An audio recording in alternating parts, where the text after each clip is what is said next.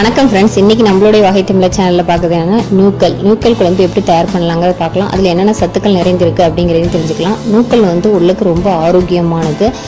முதல்ல இந்த குழம்பு உங்களுக்கு தோசை, சப்பாத்தி மற்றும் சாதத்துக்கும் பொருத்தமான குழம்புன்னு சொல்ல முடியும். இந்த நூக்கல்ல முக்கியமாக விட்டமின் கே சத்து, ஏ சத்து நிறைந்திருக்கு சொல்லலாம். விட்டமின் கே சத்து நிறைந்திருக்கிறதுனால உடல் ஆரோக்கியமாக இருக்கிறதுக்கு ரொம்ப உறுதுணையாக இருக்கும். விட்டமின் ஏ சத்து இருக்கிறதுனால, அதாவது உடலில் கண்கள் சம்மந்தப்பட்ட பிரச்சனைகள் எதுவுமே வராது. மேலும் இதுல நார்சத்து நிறைந்திருக்கிறதுனால மலச்சிக்கல் பிரச்சனை சுத்தமா வராது. இது புற்றுநோய் செல்களை அழிக்க வல்லது. அதனால மார்பக புற்றுநோய், அப்புறம் குடல் புற்றுநோய், இந்த மாதிரி எந்த புற்றுநோய் வராம இருக்கணும்னா அடிக்கடி நம்ம உணவுல இந்த நூக்கல் குழம்பை சேர்த்துட்டு வரலாம். மேலும் உடல்ல பாத்தீங்கன்னா துர்நாற்ற சிலருக்கு அடிச்சுட்டே இருக்கும். அந்த மாதிரி அடிச்சுட்டு இருக்கிறவங்க இந்த நூக்கலை சாறு மாதிரி எடுத்துட்டு பருகலாம். இதை பருகும் போது உடல்ல ஏற்படக்கூடிய துர்நாற்றம் அகன்றும். மேலும் எலும்புகள் வளர்ச்சிக்கும். இதுல கலோரின் அளவு குறைவா இருக்கனால உடல் எடை அதிகரிக்காம பாதுகாத்துக்க முடியும். இத்தனை சத்துக்கள் நிறைந்த இந்த நூக்கல் குழம்பு எப்படி தயார் பண்ணலாம் அப்படிங்கறத பார்க்கலாம் வாங்க.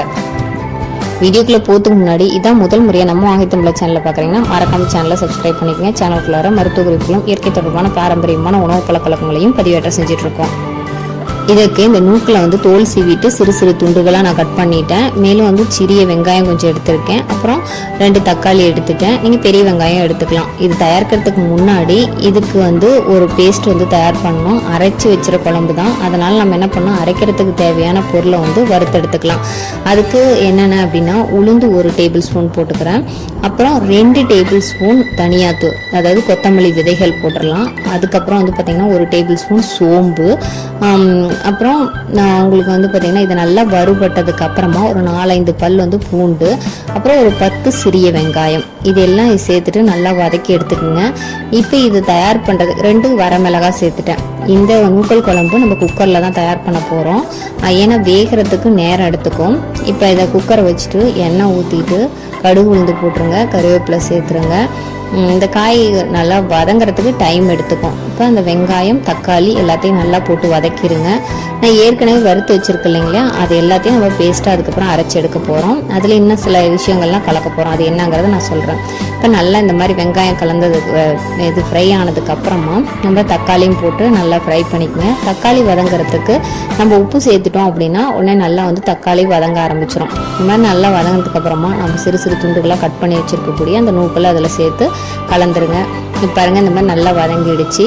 இந்த வதங்கினதுக்கு அப்புறமா இந்த கிரேவிக்கு தேவையான ஒரு 2 டேபிள் ஸ்பூன் நான் மிளகாத்தூள் சேர்த்துறேன். உங்கள் வீட்டில் என்ன மிளகாத்தூள் இருக்கோ அதை சேர்த்துக்குங்க. கம்மியாக சேர்த்துனா போதும், ஏன்னா அரைக்கிறதுக்கு 2 மிளகாய் சேர்த்திருக்கோம். அப்புறம் கூட ஒரு கைப்பிடி அளவு கடலைப்பருப்பு சேர்த்துறோம். இந்த கடலைப்பருப்பு தான் இந்த குழம்புக்கு ஃப்ளேவரை கொடுக்கக்கூடியது. ரொம்ப டேஸ்டியாக இருக்கும். இந்த மாதிரி நல்லா இது பண்ணதுக்கப்புறம் இதில் நல்லா முழுகிற அளவு தண்ணி ஊற்றிட்டு குக்கரில் விசில் விட போகிறோம். அப்போ தான் நல்லா வேகும். ஒரு 2 to 3 விசில் நல்லாவே விட்டுருங்க. நல்லா வெந்துடும் உங்களுக்கு. இதுக்குள்ளே இதை அரைக்கிறதுக்கு நான் என்ன பண்ணால், இது பருப்புடைய அரைச்ச கடைசியாக இருக்கக்கூடிய அந்த திப்பி, அந்த பருப்புடைய அரைக்கிறத நான் வீடியோ போட்டிருக்கேன், அதை லிங்க் கொடுக்குறேன் பாருங்கள். அதை நான் இது கூட சேர்த்துட்டேன். அதுக்கப்புறம் அது இல்லைன்னா கடலை சேர்த்துக்கலாம். அதுக்கப்புறம் நம்ம வறுத்து வச்சிருக்கக்கூடிய அந்த 4 பல் தேங்காய், அப்புறம் கொஞ்சமாக கடலை சேர்த்துக்குங்க. ஏன்னா ஏற்கனவே அதில் கொஞ்சம் கடலை இருக்கிறதுனால இது விட்டுட்டேன் நான். நீங்கள் கடலையும் இது மட்டும் போட்டால் போதும். அப்புறம் கசகசா சிறிதளவு சேர்த்துருங்க. இப்போ நல்லா ஓப்பன் பண்ணி பாருங்க, அந்த இது நல்லா வெந்திருக்கும் அந்த மாதிரி. அதுக்கப்புறம் நல்லா மறுபடியும் அடுப்பத்தை வச்சுட்டு நல்லா கொதிச்சதுக்கு அப்புறமா நம்ம அரைச்சி வச்சிருக்கக்கூடிய விழுதை அது கூட நம்ம சேர்த்த வேண்டியதுதான்.